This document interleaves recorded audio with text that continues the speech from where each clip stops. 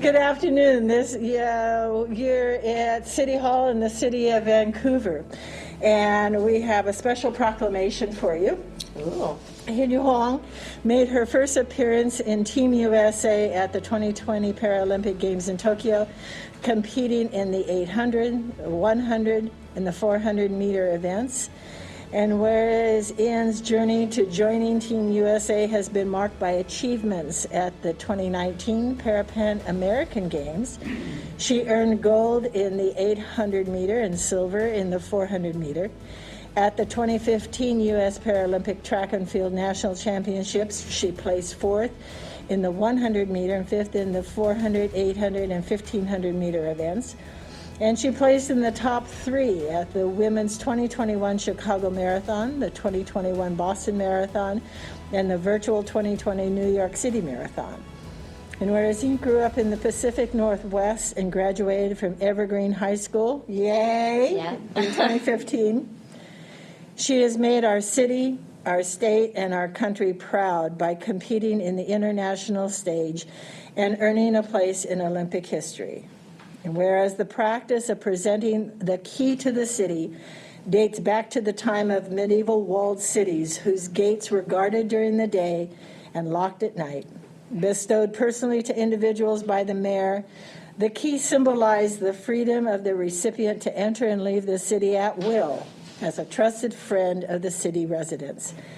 And whereas the key to the city is the highest honor an individual can receive from the mayor, it is presented to those the city wishes to recognize for exceptional achievement. Now I, Ann McInerney Ogle, Mayor of the City of Vancouver, do hereby present the key to the City of Vancouver to Ian Huang for her remarkable accomplishments on this 11th day of January 2022. So, Ian, what we did, we don't have a gate, we don't have a lock, but we Yes. did ask the carpenters at Friends of the Carpenter to prepare some keys for us. So Can I touch it? you may pick a key. One of those is your key, whatever key, and we'll put it in that box and send it home with you. I think I'm going to choose this one. There you go. But congratulations. How Thank very you so wonderful. much. Oh my gosh. Thank you. This has been quite a journey for you for some time. Yeah, it has been. I've been racing for over a decade now, so it's been a long journey. Yes, it has. So how old were you when you started? So I was paralyzed when I was 4. Okay. And my physical therapist did an amazing job at letting me know about adaptive sports. Right. But I was just never interested, so I didn't start sports until I was 12. A middle school speaker actually came to my middle school. Yes. And he was a newly injured quadriplegic. Okay. And he was telling me about rugby. That's the sport he played. Oh my gosh. And it just sparked a curiosity in me, so he really got me into sports. So I started rugby at 12, then I transitioned to basketball, and then I got into track shortly after that. Basketball wasn't your favorite sport? What drew you to track?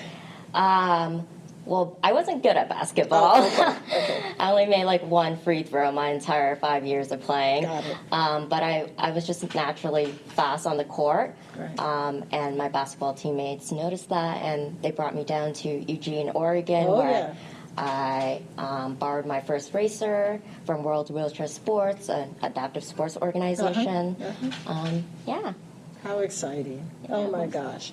So as we looked at some of the different pieces of the questions that we were talking about and sharing, basketball, Yep. track, Yep. any other sports sound like fun to you that you enjoy? Yeah, so since I've been back to Vancouver, I came back over Thanksgiving. Right.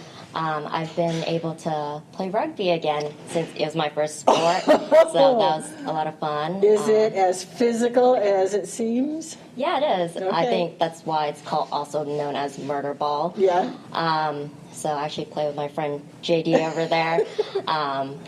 Yeah, I also enjoy rock climbing. I've done it a handful of times, and I just love when you get up to the top and you That's look right. down. It's a little adrenaline rush. It is, absolutely. one of the questions that we were thinking of, how do you motivate yourself to keep practicing, making practice fun, improving? What pushes you? I think I'm very internally motivated. I just like to be good at what I do, and especially since I enjoy track so much, I want to be great at it. My teammates also motivate me, of course. Like, I get to train in Illinois with world record holders and Paralympians, and my coach is a Paralympian, so definitely that's a very high-performing environment that I'm in. So I get internal and external motivation. Good. Yeah. Good. And your team. Team USA here. Well, this Who is are my some of- family. Okay, so help us on who's here today. Yeah, in the back are my cousins, my aunt, cousin's boyfriend, Miguel, grandpa, Yep. and parents, Yes. and my friend JD and his father. Yes, wonderful. Thank you so much for joining us. This. I'm sorry, husband. Oh, cousin's congratulations. Okay. Yeah, life changes, all of those. One of the questions that we thought because different individuals will see this in their high schools, in their middle schools and such, how does being an athlete make you a better person? I think being an athlete, you develop a lot of traits that are very transferable in life. Like, I think I've it's really worked on my work ethic, and that's helped in my work, school, maintaining relationships. I think also because my athletic goals are long term, it's also helped me gain a lot of patience, especially for myself. So I think those few things. All right. Do you get butterflies while you compete? If so, how do you calm them? If you had asked me before the games, I would have said no. I don't get butterflies because I always thought of competition as another practice, like it's another lap around the track. It's another 20 miles, which is very normal for my team and I, like every Saturday. But I got very nervous in Tokyo for my first finals. It was the 800-meter final. I was right on the cusp of making the final or not, and I ended up making the final, which was great. And I think I just wasn't expecting to be there, so I was very nervous lining up with the 7 other women, the fastest women. So I wasn't able to control my nerves then, and I think it's just an experience thing. And if I'm able to go to another games, I think my Tokyo experience will just help me calm my nerves. I've been through that before. Yeah. Had you competed with some of those other women in all of the other events? A few of them, yes, but not all of them. Okay. It was sometime meeting a few of them. Sure. First time meeting a few of them. Yeah. Yeah. How do you give up playing? What do you give up in order to play this sport or to practice? What do you give up? It was hard coming up with an answer because track has given me so much. But I guess a minor thing is I did train throughout college, so I wasn't able to stay up late because practice was at 7:30 a.m. Ouch. I wasn't able to go out with my college friends or roommates, and if game night started at 10 p.m., I couldn't join that. But what I got in return was so much more. So, track has allowed me to travel America, the world. I got to earn 2 degrees and go to college debt-free. So, Wow. yeah, it's given me a lot. What are your degrees? I have a bachelor's and master's in accounting. All right. Congratulations.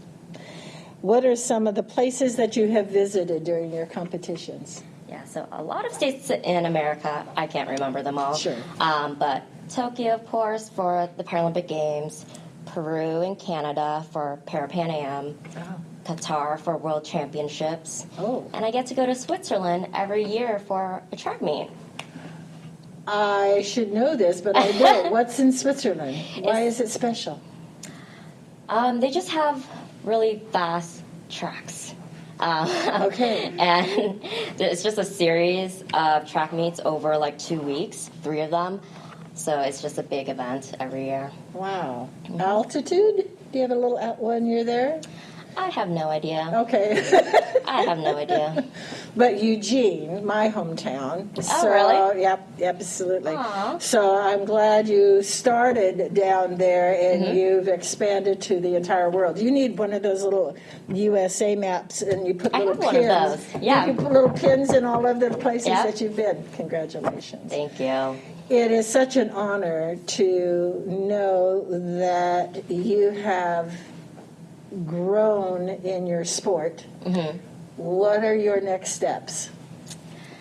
Well, my next steps are always to be better than I once was, be faster than I once was. Just looking short term, my next race is the Boston Marathon. And when are we doing that?